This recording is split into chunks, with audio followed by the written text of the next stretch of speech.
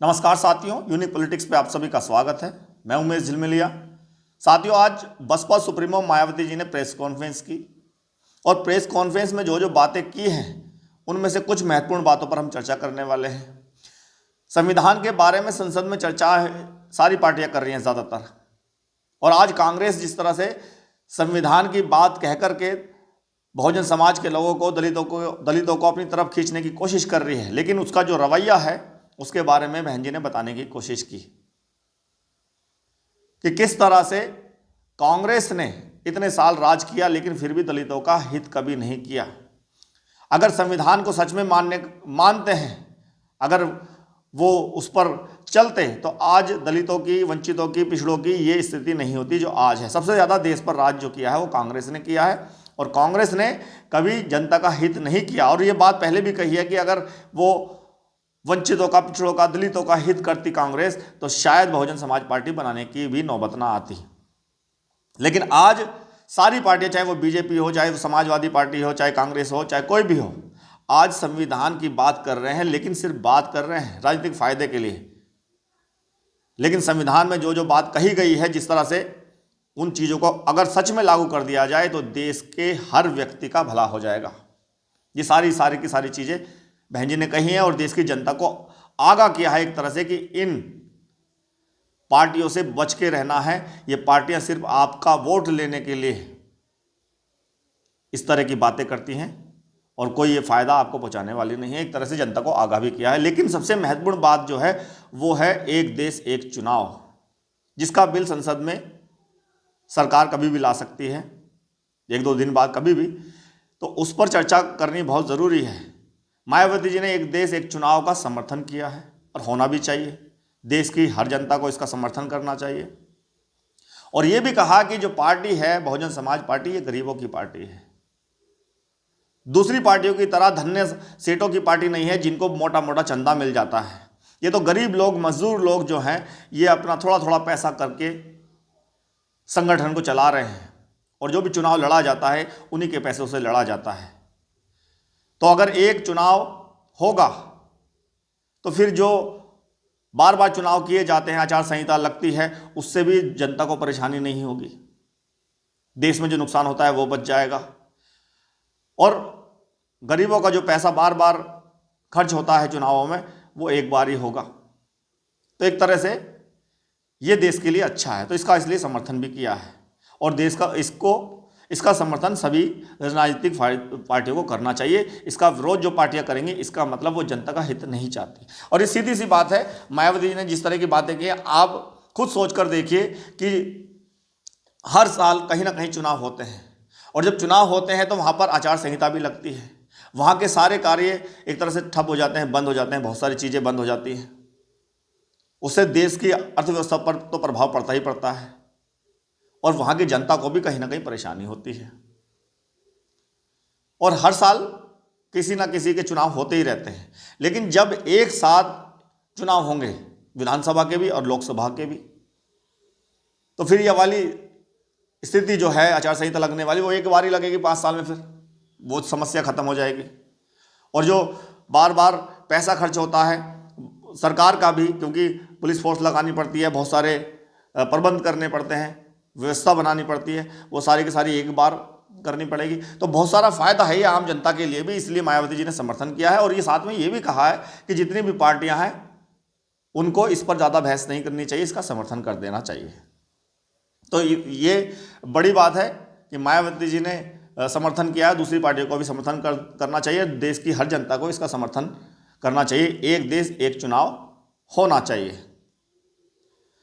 तो ये तो हो गई कि मायावती जी ने जो समर्थन किया है आज प्रेस कॉन्फ्रेंस में, ये बड़ी बात है। लेकिन इस पर थोड़ी सी चर्चा ये भी कर लेते हैं कि जब चुनाव अगर 29 में होगा, फिर बात करते हैं 24 का लोकसभा का चुनाव हुआ, तो फिर 24 से 5 साल यानी 29 में, 2029 में फिर लोकसभा के चुनाव होंगे, उसके साथ ही सारे चुनाव कराए जा सकते हैं। फिर इसका मतलब जो भी चुनाव अब हो रहे हैं, चाहे 25 में विधानसभा के चुनाव जिन भी राज्यों में हो रहे हैं, चाहे 27 में उत्तर प्रदेश का चुनाव मुख्य चुनाव है, तो फिर उसका कार्यकाल कितना रहेगा? 2 साल का।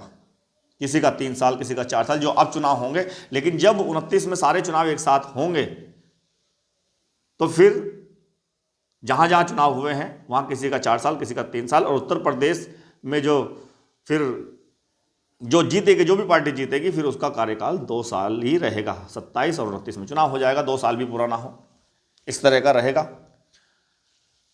या ऐसा भी किया जा सकता है कि 27 में सारे चुनाव कर लिए जाएं। अभी तो संभव नहीं है कुछ भी चीज़ें, अभी तो बिल आएगा, बिल जब पास होगा फिर उसमें डिसाइड होगा क्या होगा, 27 में कराए जाएंगे, 29 में कराए जाएंगे। लेकिन अंदाज़ा इस बात का लगाया जा रहा है कि 29 में फिर एक साथ सारे चुनाव कराए जा सकते हैं, लेकिन हो सकता है 27 में भी कराया दिया जाए। अगर 27 में सारे कराए दिए जाएंगे तो उत्तर प्रदेश का विधानसभा का चुनाव भी, और फिर 2 साल मोदी जी के भी कम हो जाएंगे, यानी कि 3 साल में उनको इस्तीफा देना पड़ेगा और वो दोबारा फिर देखते हैं वो लोग केंद्र में कौन सत्ता में वापसी करता है। तो मोदी जी का भी जो कार्यकाल है वो 3 साल का हो जाएगा।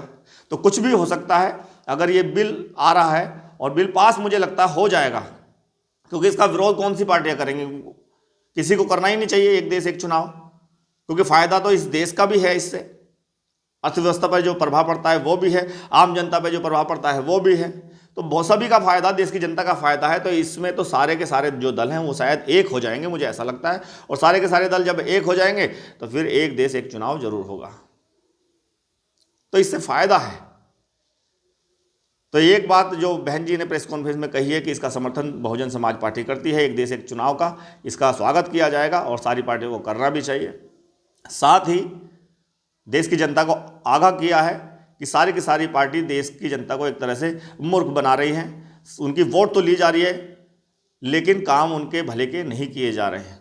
संविधान के बारे में आज सारी पार्टियां बढ़ चढ़कर बोल रही हैं और संविधान को मानने की बात कर रही हैं, लेकिन संविधान को मानने वाली जितनी भी पार्टियां जो अपने आप को कह रहे हैं, उन्होंने पहले क्यों संविधान को नहीं माना।